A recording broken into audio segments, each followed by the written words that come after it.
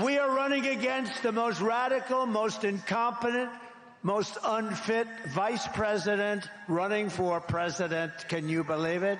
In the history of our country, she's totally unfit for office. No one respects her. No one trusts her. No one takes her seriously. And something is clearly wrong with her. Something is wrong with her. Something's wrong with her, and something's wrong with this vice president. He is off.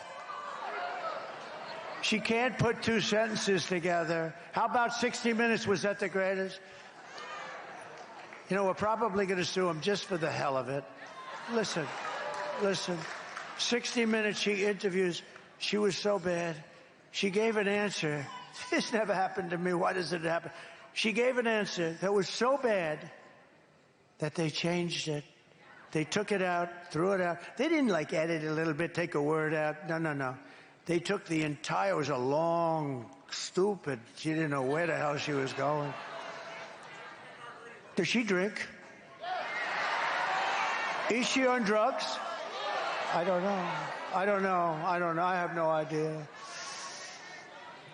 She writes 60 Minutes, big 60 Minutes CBS. They have to be licensed by the federal government. They should take their license away. What they did, CBS, and they're all bad. How about David Muir? How bad is he? I said, crime is going up. And he said, no, it's not. It's going down. I said, it's going up. He said, crime is going down. Next question. The next day, they released the numbers. Crime's up 45% in our country. I don't watch him anymore. Pretty boy, little pretty boy he is. So they think it. She gives this horrible answer. They take every word of it and they throw it away and they insert another answer. That's called election interference and it's called fraud. And they should have their life. And all the other guys back there are sticking up for them. You know why? Because they do the same thing probably. They don't do it for me. You know what they do with me? They make my answer worse. They write. No, they take out, like if I give, because I do the weave. You know the weave? I'll tell a story and I'll go from here being Pimpa. It's actually genius, I have to say. And fair and smart people say it's total genius. But they say, oh, he wandered. I didn't wander. Wander is when you don't get back to the same point. No, I give the weave. They don't do anything for me. What they do with me is I give a beautiful paragraph, and they'll take some of the primary sentences out. And that's terrible to do. But that you can sort of get away with. I can even understand it. They want to make it a little shorter. They want a little more time. They don't pay anything for their license. They have a license that's worth billions of dollars. They don't pay anything. Neither does NBC fake news. And ABC fake news is really one of the worst, I will tell you. ABC, but this is CBS. They don't pay for, they use our airwaves. They don't pay anything. And then you hear that 60 Minutes, which is a news show, it's under their news division. So they're not allowed. This isn't an entertainment show. But they took the sentence, not the sentence, they took a whole paragraph, big paragraph, just word after word. That was like the 32 that I listened to, 32, with the teleprompter where she basically choked and froze like a dog.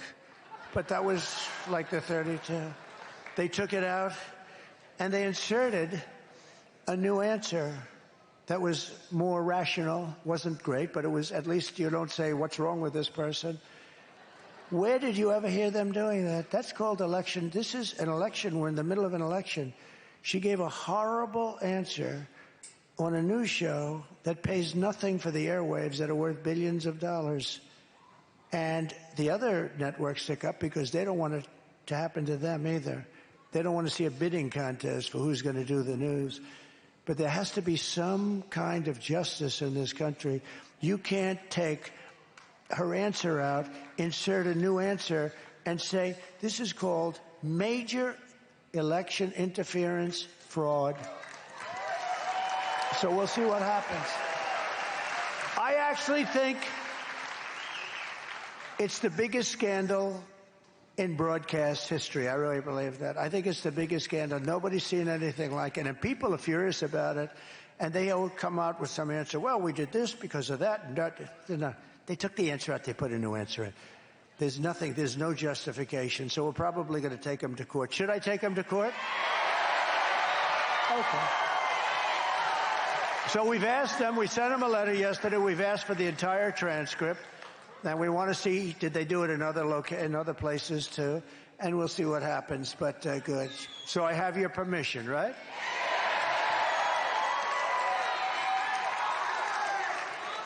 Who would think of these things? I mean, who would think? And it was a mistake. They made a mistake. That's how everybody found them. They made a mistake. They put out the original answer. Somehow somebody saw the original answer, said, that's not the answer she gave. And when they went back, they feel it was, they found out it was a fraud. It was a fraud on the American public, and they should pay a big price for it. And if they do pay a big price, it won't happen anymore. She's an international joke, and she's going to end up getting us into World War III, and Kamala is in free fall. She's in free fall with Arab and Muslim voters. Now, in Michigan, did you notice that my poll numbers are very good with the Arab voters? Did you see that? My poll numbers are very good. I appreciate it. You know why? You know why? Because I want peace in the Middle East. I want peace. I did the Abraham Accords. I want peace in the Middle East. So it's very simple. It's not, I want to see peace in the Middle East.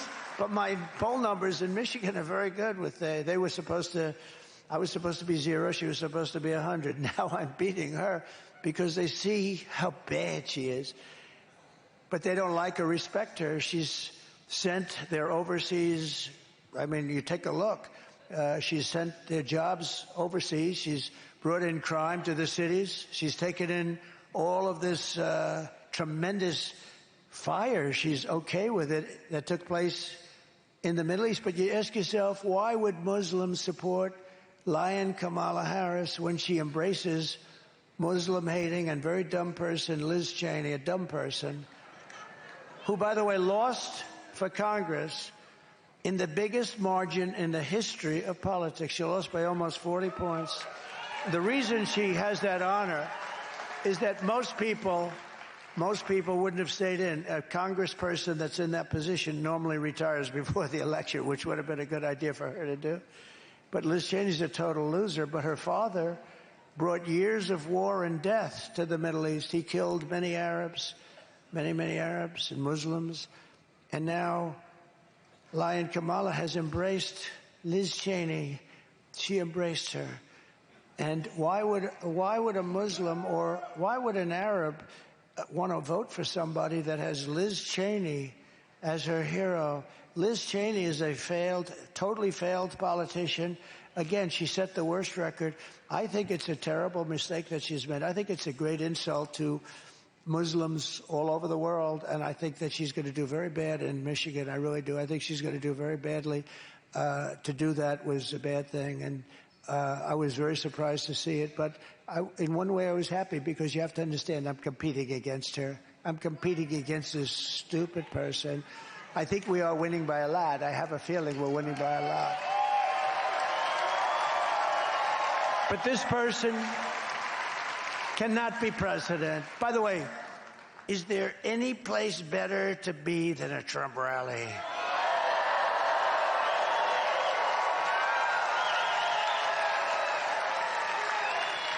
And don't get used to this, because it's only going to go on for another 2 weeks, isn't it? It's really something. It's only going to go on in 4 years, you'll be having rallies of 100 people, 200 people. Mr. Wall will be doing other things. Front row Joes are going to be doing, oh, these guys are boring as hell. We got two more weeks together with our big, we had 101,000 people in Butler. Think of that. We had 107,000 people in New Jersey. We're making a move for New Jersey, too. And 2 weeks ago in California, we had 109,000 people. So don't get too used to this.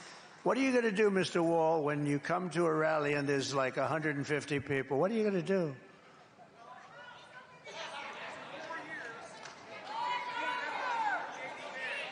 Oh. You like, right? You like, that's very good. That's good. Good man, I'll tell you that. When the people of North Carolina were stranded and drowning in Hurricane Helene, Kamala Harris was at a glitzy fundraiser in the city that she destroyed, San Francisco. She spent the last 4 years taking your money to provide shelter and benefits to illegal aliens, but when North Carolina needed help, Kamala Harris was nowhere to be found. You know, they spent your money. You know, they're going to probably have to call an emergency meeting, a special session of Congress, because the illegal migrants, many of them killers, many of them drug dealers, many of them released from prison, have taken the money that they were supposed to spend in North Carolina and Georgia and Alabama and Tennessee and Florida and South Carolina. The money was supposed to be spent in those states, and they don't have the money now. They don't have the money because they've spent hundreds, think of it, hundreds of millions of dollars they've spent flying migrants into states all over the country and letting them go through your porous wall. Kamala Harris does not have the compassion, the smarts, or the strength to be president of the United States. She can't do the job. She's not mentally or physically able to do the job. And on top of all of it, she says she would not do anything differently. She would not do anything differently, she said, than crooked Joe Biden, which is disqualifying. When you see this